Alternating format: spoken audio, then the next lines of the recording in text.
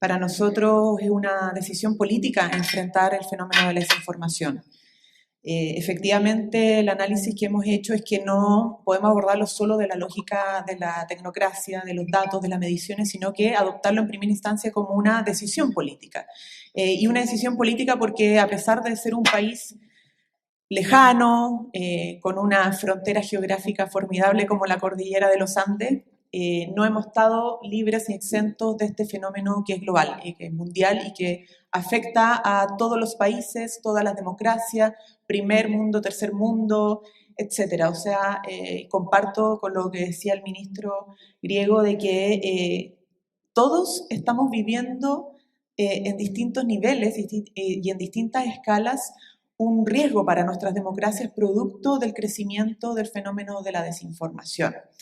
Y por lo tanto es una decisión política porque efectivamente socava las democracias que hace tiempo además, desde nuestro punto de vista, se han visto en crisis, las democracias representativas han sido cuestionadas, la de legitimidad, ¿cierto? La desconfianza en las instituciones en general es un fenómeno que venimos arrastrando hace ya algunas décadas, pero en ese escenario, efectivamente, en un escenario de desconfianza, descrédito, con o sin argumentos de las instituciones representativas, se genera un caldo de cultivo para la propagación de la desinformación. La gente, la ciudadanía, no sabe qué creer, no ve respuestas muy confiables, ¿cierto?, desde las instituciones tanto públicas como privadas, y por lo tanto empieza a permearse más fácilmente de discursos de odio, de polarización y de desinformación. Y por lo tanto es importante abordarlo como decisión política porque se trata de cómo resguardamos finalmente nuestras instituciones, nuestra democracia y la convivencia democrática, porque también afecta la convivencia democrática de las sociedades este problema. Tenemos experiencias que quizás son más particulares y que se han...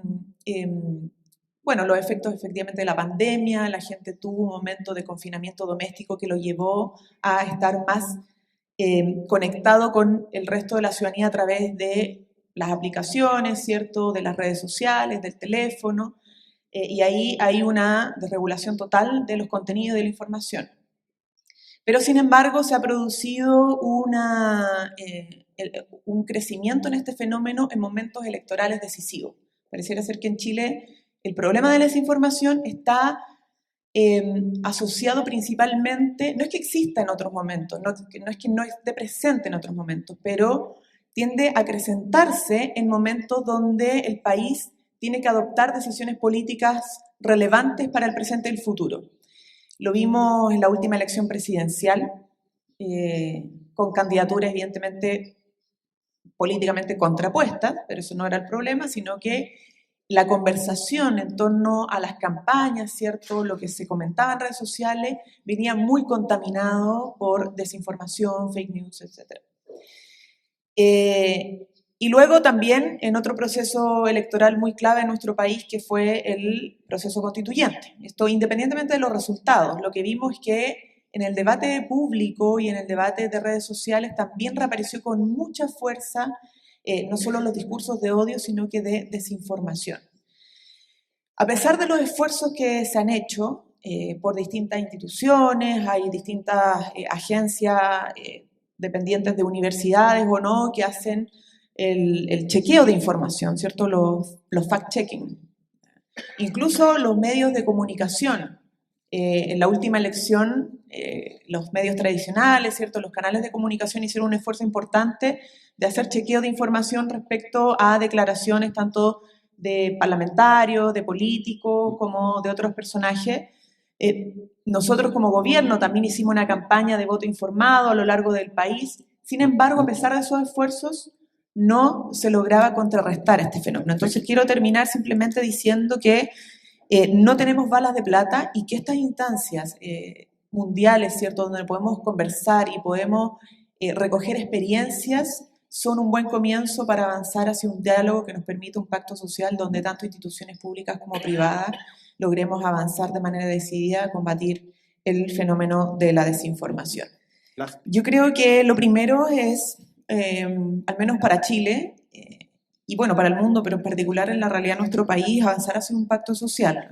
Creo que el socavamiento de las democracias afecta tanto a las instituciones públicas como privadas, y por lo tanto es necesario revisar nuestras prácticas, aprender, ir mejorando. Las instituciones tanto públicas como privadas tienen que estar sobre la mesa, la izquierda, la derecha, entender que nos vamos a necesitar a todos para combatir la desinformación.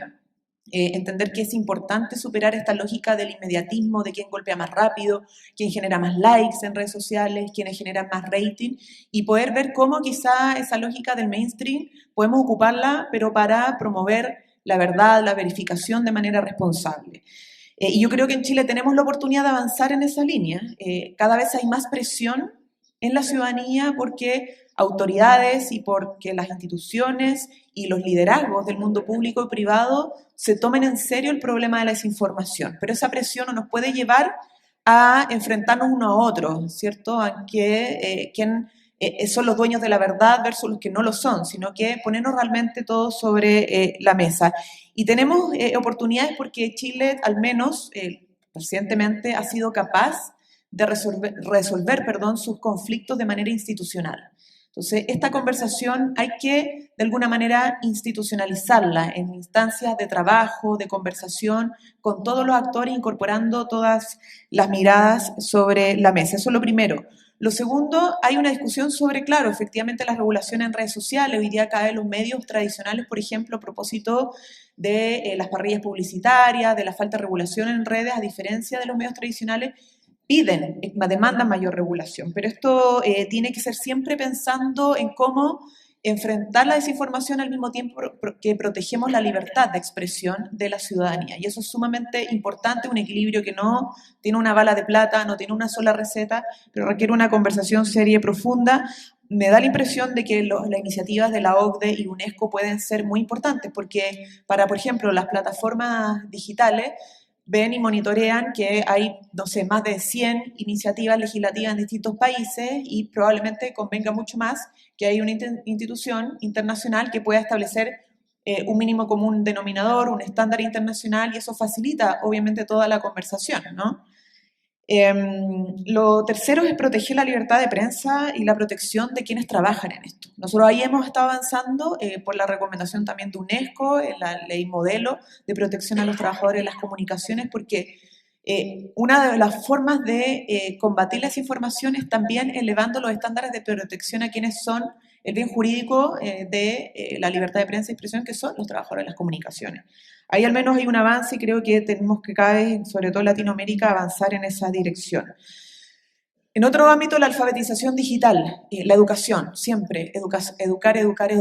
Y esto es para todas las edades, pero también principalmente viendo el problema de la infancia. Tenemos niños y adolescentes que están consumiendo mucha información, mucho dato en las redes, en YouTube, en Google, en TikTok, en Instagram, etcétera, etcétera. Por lo tanto, hay que ver cómo podemos avanzar en una alfabetización digital, pero también estudiando cómo impacta la desinformación en grupos más vulnerables. No es lo mismo el impacto de la desinformación en gente que tiene mayores niveles de educación, mayor capital cultural, versus los que no lo tienen. Y por último, el tema del el componente de género. Aquí, no sé si estará, pero Paulina, de una fundación chilena, que la Fundación Multitudes hizo un estudio el 2020 sobre los impactos de la desinformación en liderazgos femeninos. Y con esto termino, porque no quiero dejar pasarlo. El nivel de impacto en mujeres en política, particularmente parlamentarias, de la desinformación es mucho mayor, ¿cierto?, que en hombres. Entonces, no perdamos de vista el impacto que tiene la desinformación en mujeres y el componente género en la infancia y en sectores más vulnerables. Creo que eso es algo importante a recoger. Pero tenemos, creo yo, bastante tierra fértil en Chile para poder avanzar harto interés de la ciudadanía y también de los propios medios tradicionales y no tradicionales en una conversación seria y responsable que nos permita realmente no socavar nuestras democracias, sino que hacerlas florecer.